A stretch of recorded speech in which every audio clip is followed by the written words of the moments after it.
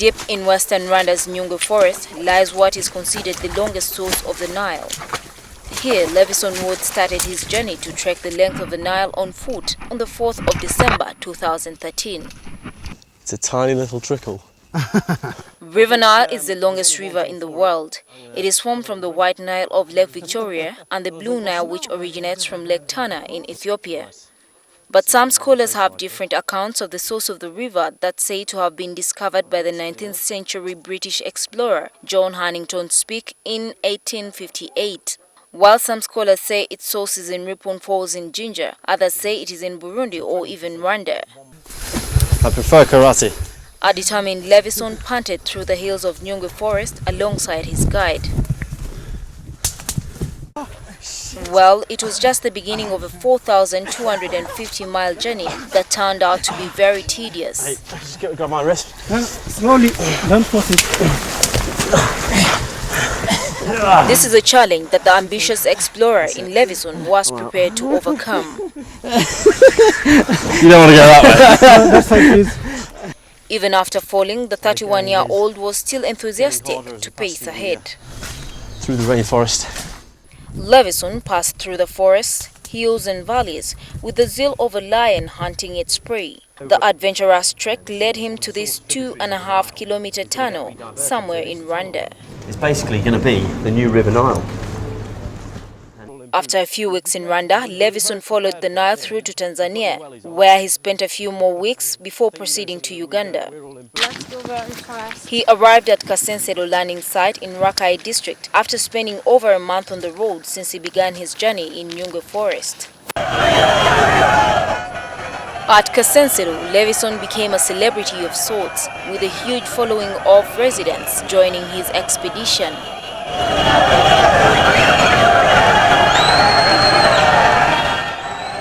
He earned himself a new title here, the man who walks with his feet.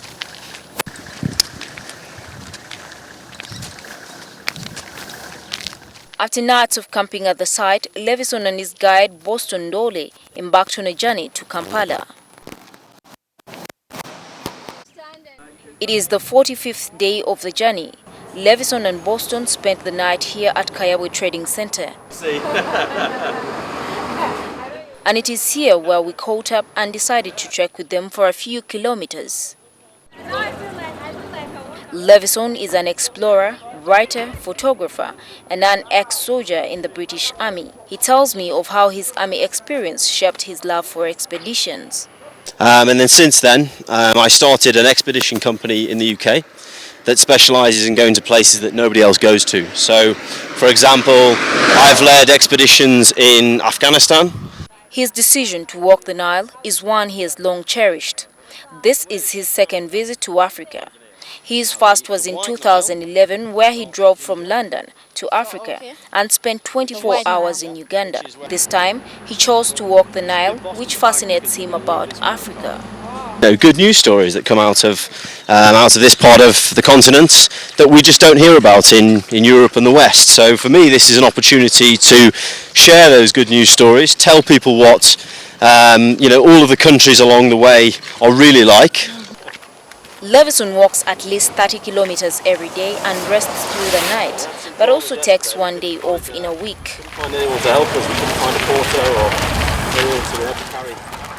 When we've done 30 kilometers, we'll either camp somewhere, so normally camping, but if we find a motel or a guest house or a small lodge, then we'll stay there as well. The journey this far has been nothing short of exciting for adventurous Levison. One of the most incredible experiences so far was arriving in Kansero and just having the hospitality, they're just really friendly people. We had hundreds of people waiting for us. Every day is different. The other day, walking along Lake Victoria, we saw the skin of a python that was over 6 meters. Huge, the biggest snake I've ever seen. On some occasions, however, the laborious journey has been a thorny walkway. There's the physical challenge of walking long distances every day, and your body sometimes gets tired. There's also the challenges of potentially dangerous animals. There's been challenges dealing with bureaucracy and authorities that don't necessarily know or understand what we're doing. So we have to explain every day. Perhaps one of the moments that Levison and Boston won't forget in their entire expedition was an encounter they had with a lady at Kasensero in Rakai. She came after us and she got stuck to Lev, and she wanted Lev to go and see her parents. And she insisted really that she had to confiscate the rug and to come actually with us on the walk. I don't know, she followed me for a few kilometers and she was trying to confiscate my clothes. I don't know why. After about 1.5 kilometers of walking from Kayawe, we arrived at the equator, one of the places Levison could not wait to see. Using his GPS machine, however, Levison detected that the line where the equator point was built is not the actual one. Okay, so my GPS says that the equator is actually right here where I'm standing, but the line is a few meters over there. It's like maybe 8 or 9 meters. While here, we met a few more tourists. Nile, and we're heading via Ginger. We're going to follow it up all the way to Egypt. During a break, we had a chat over a cup of tea. While chatting, Levison told me something about home. I don't have any children, so I don't have anyone dependent on me. Obviously my parents miss me and my friends, and but yeah, no, I'm have the freedom to do an expedition like this, and I'm very lucky to be able to do that. After about 30 minutes of resting, we resumed the journey to Kampala. Do you get to shower? Well, as you can see, my clothes are very dirty. Well, to be honest, because we're spending so long away, we're on a budget, so we don't stay in nice places. We stay in some cheap accommodation, or we camp. So the only shower we can have, for example, is if we can, the other day we were swimming in Lake Victoria. That was nice.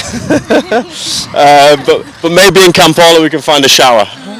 And just as we were about to depart, I learned of how excited Levison is about being the first man to attempt to walk the Nile. Explorers of the Nile who came before Levison carried out their expeditions on water and road. Levison hopes to finish this expedition by November 2014 in Egypt. NTVUganda. Levison has so far traveled 600 miles, but then that's just a drop in the ocean for the 4,250 miles he has to cover. But then he hopes that by the end of this journey, he'll be the first man to have trailed the Nile by foot. Gertrude, Tumusiime, Uwitware, NTV.